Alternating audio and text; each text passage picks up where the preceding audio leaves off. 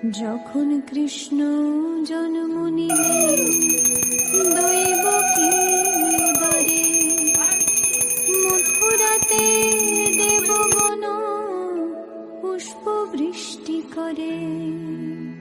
বসুদেব রাখিয়া আইলেন নন্দের মন্দিরে, নন্দের আলয় কৃষ্ণ দিনে দিনে বারে।